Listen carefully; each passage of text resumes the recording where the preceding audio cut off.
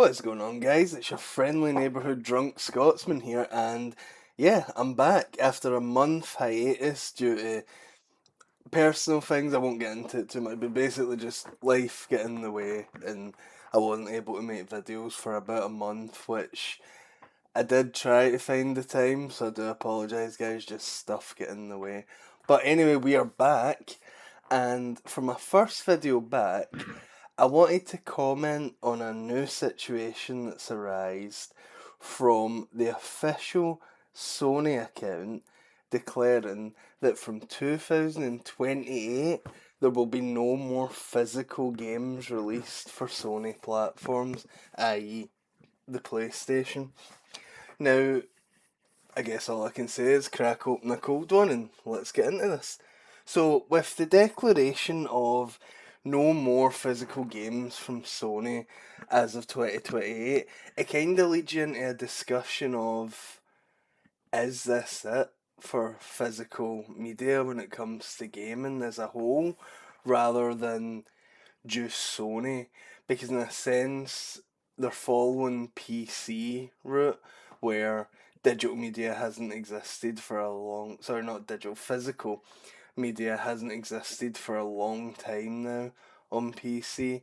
You've got to go back a long time ago, when people bought more physical games than digital on PC. But we'll talk about that in a little bit. So first, I just wanted to look back that before, I would say arguably late PS4, basically PS5, Xbox Series generation, most people did buy their games physically. Now, prior to the PS3 360 generation, almost all games were sold physically. It, digital was the exception. Like, you did have a couple of ways to get digital games, like piracy on PC and things like that. And the original Xbox did have some form of Xbox Live Arcade, but it was like very limited in how it worked. And it wasn't like how we know it today, where you can download full-fledged games. Even early PS3 360 days, it was like Xbox Live Arcade games, where it was like shorter mini games, or like digital only games that never saw a physical release, that you would get, rather than say like Halo 3 released digitally as well as physically. And I don't quote me on that, because no doubt I've said that, but you could buy that. But, or even if you go back the generation before Halo 2, there was no digital distribution of Halo 2 as far as I'm aware. And it wasn't till mid PS3 360 generation that we started to get like full games on the digital storefronts. Like, say around the time of Uncharted 3, for example, you could buy that digitally as well as physically, but that was a somewhat new concept to console gamers at the time, and the hard drives of these and the internet speeds at the time meant that buying physically was still most likely the superior way to go, just because of the sheer fact that it worked out better, because your storage devices that were built into these consoles were very small. I mean, the original fat PS3 came with like 60 gig internal space, so you're not like downloading The Last of Us onto that and having any room for any more games if you still had that model come the time of Last of Us release. This changed somewhat with the PS4, Xbox One generation, because basically by that point any game that came out you could also buy physically as well as digitally, and that basically saw a turn in a sense. More physical sales were still a thing than digital, but that did change, I would say, arguably about halfway through that generation, and then going into the PS5 series generation, it really has kind of flipped, and more people do buy digital these days than physical. But in my opinion, that really isn't an excuse to go, okay, then will just completely take away the option to buy physical altogether, because it's not very fair on people for a couple of reasons that I'll get into later.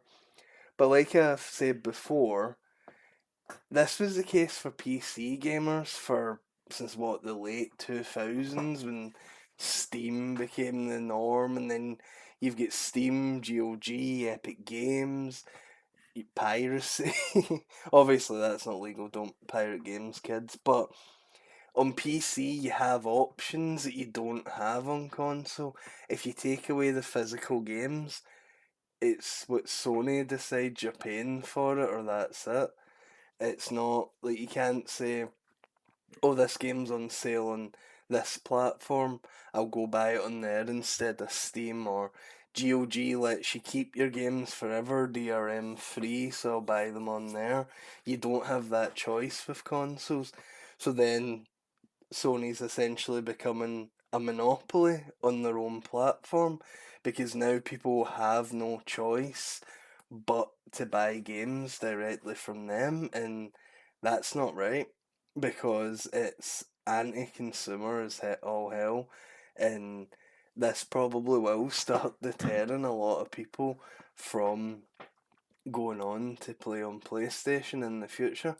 I do also believe that this is going to lead to consoles going the way of the PC, where nowadays PCs don't have disk drives, and you already see that because you already can buy.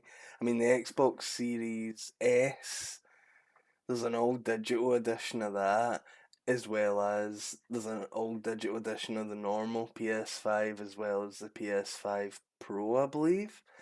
Um, and in the future, there's going to be no need for a disc drive unless you want to watch Blu-rays on there. Because what's the point if you're not going to be able to play games unless they make, say, the PS6 backwards compatible with physical PS5 and PS4 games? That's the only other reason I could see, other than for watching Blu-rays, which obviously that's Sony's platform. They own the Blu-ray media. So they're really the only two factors I could see that would lead to consoles not going the way of the PC and just getting rid of disk drives altogether. Now, one game I do believe has severely influenced this was GTA 6. Um, because that game is the physical edition of that. It was recently announced that it's just going to be a code in a box. And that's kind of the way physical editions of PC games went near the end as well. Like I remember, I believe it was Cities Skylines and even Sim City, the 2013 reboot. That solely came as a code in the box with a disc, that all that disc done was basically ask you to install Steam or the EA launcher, and didn't actually contain the actual game. So it kind of eliminated the point in buying physical games in the first place. But I do, in some ways, I do understand why this move is being made. I'm not backing it up at all because I do think it's so anti-consumer. But in some ways, I do understand, because I haven't bought a physical game in at least half a decade. The last physical game I think I bought was Star Wars Jedi Survivor, but that wasn't even for myself. That was for a friend for their birthday, and I bought them for their PS5, and it was just so I had something physical to give them on their birthday, rather than going, oh, I've just gifted you on PlayStation or whatever.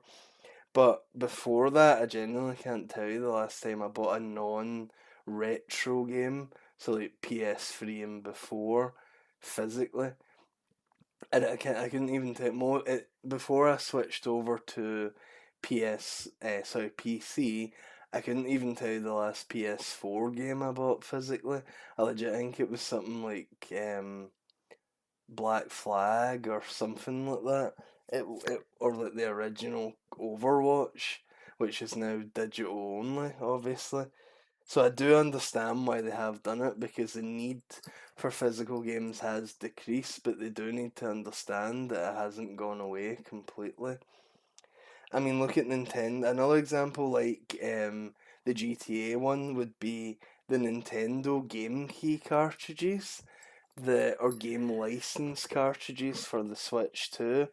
Now, these are physical cartridges that don't have any of the actual game installed.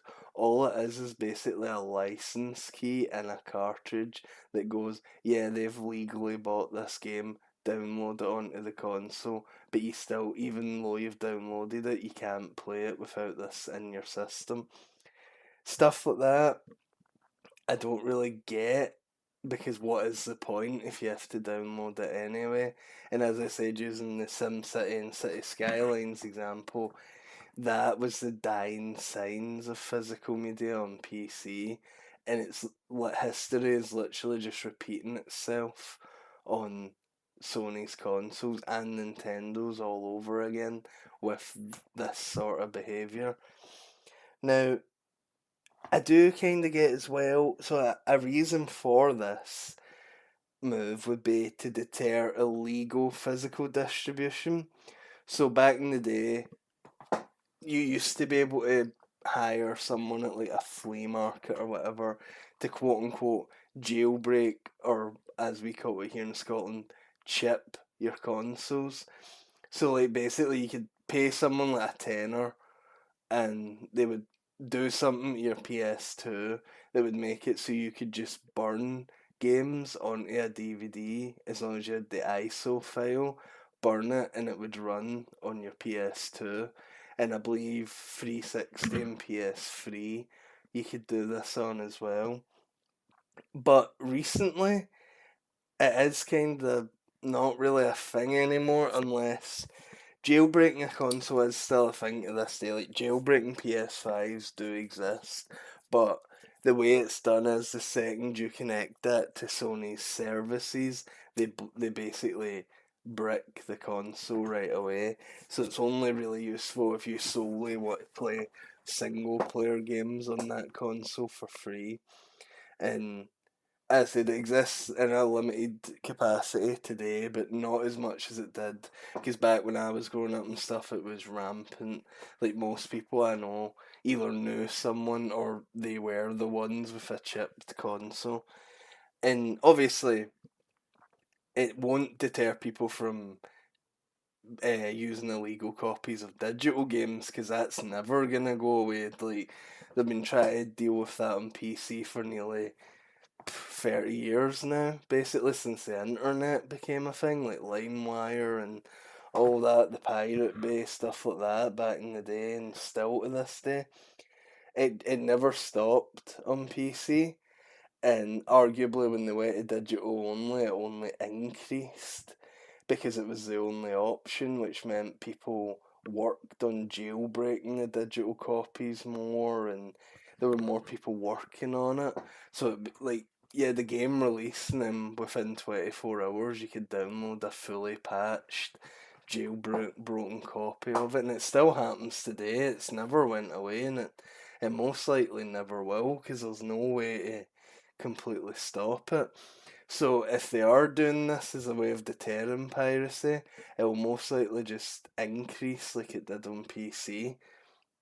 And I know I'm comparing it to PC gaming a lot, but it is legit just history repeating itself, because PC gaming was basically the poster child for this move, because the market share of PC gaming has increased in recent years, and it's seen an increase since this move to digital only, because before then it was consoles mainly with PC gamers at the sides. However, now PC gaming has seen its largest market share than it ever has, partially for a number of reasons I covered in my PC gaming video a couple of months ago.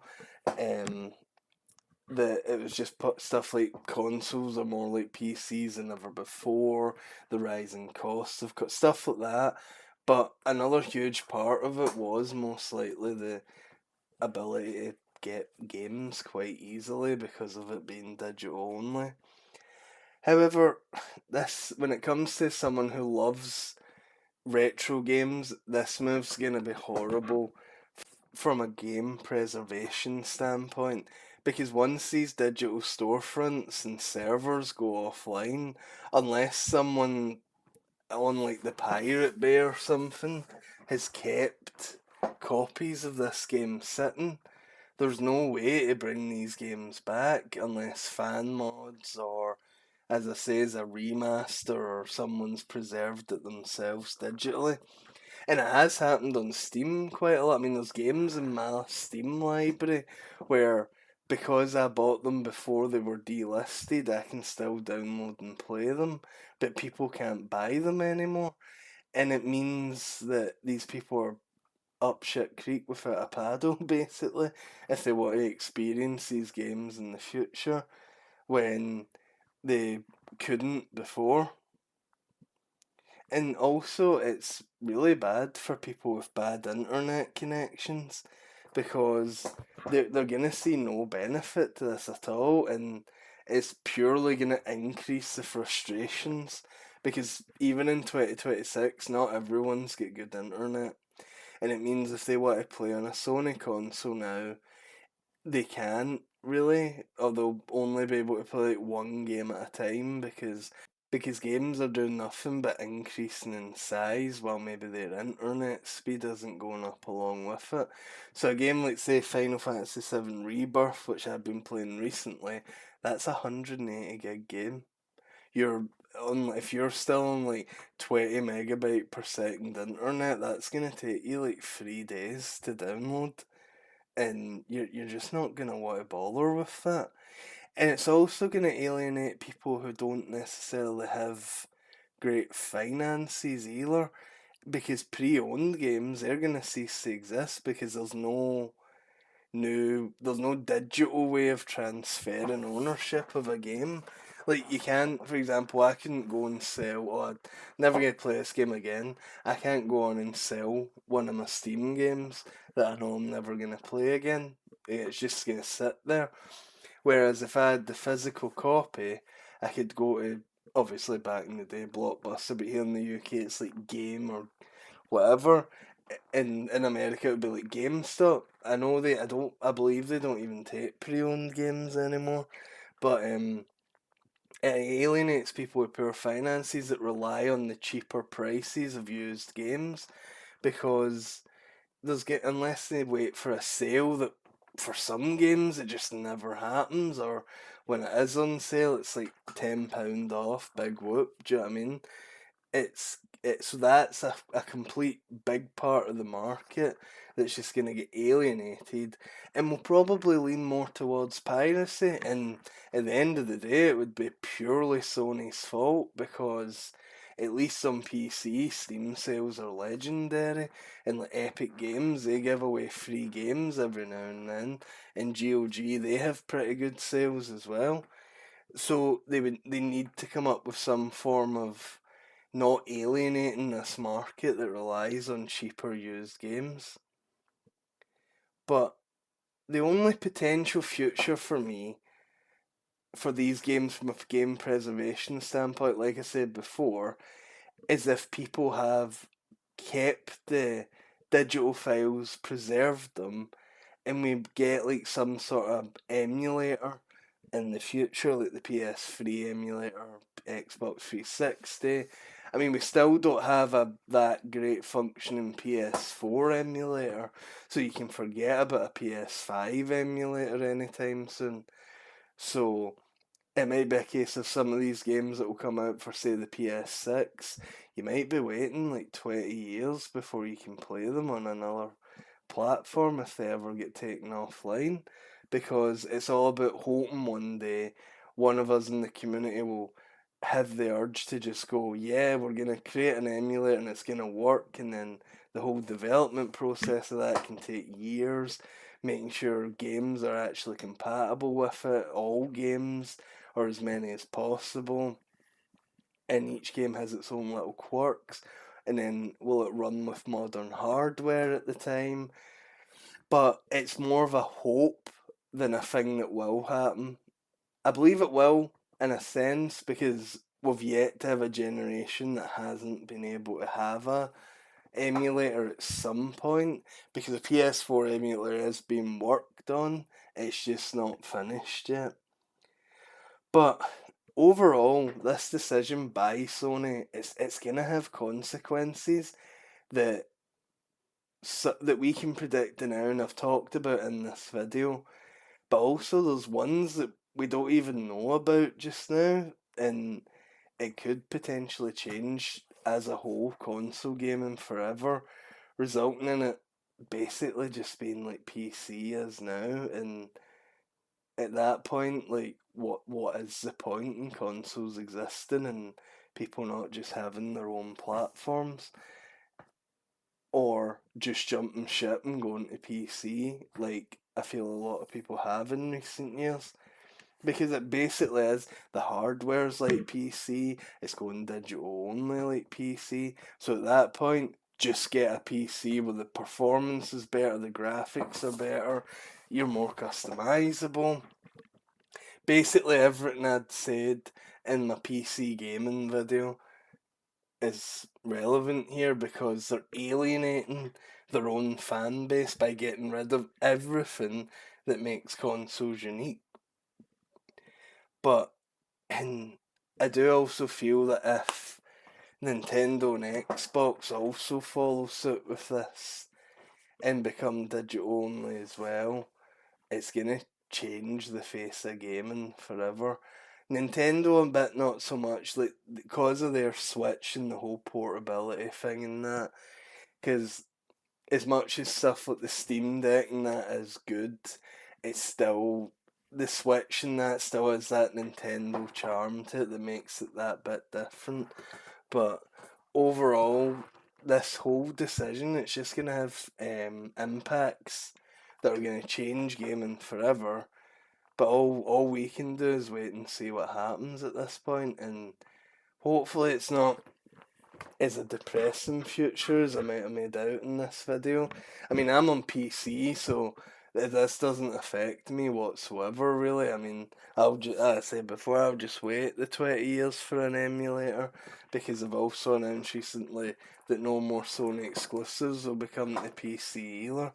So Sony are making bad decisions after bad decisions, and they're shooting themselves in the foot. And I'm gonna be surprised if they don't go the way of like Sega and that in the next 10 to 15 years. But all we can do as gamers is sit back and watch and enjoy the ride while it lasts. And this time in 10 years, we'll see if there even is consoles anymore. But anyway, guys, that will do me for today, and I will try and get back to making regularly scheduled content as soon as possible. As I said before, personal stuff just got in the way, and it came in. I basically wasn't able to make videos for a month, but I'm working on it. We're going to have some more regularly scheduled content going forward, and I can't thank you guys enough if you've stuck around waiting. But anyway, guys, this has been your favourite neighbourhood drunk Scotsman, and I'll catch you guys in the next one. Have a nice cold one on me.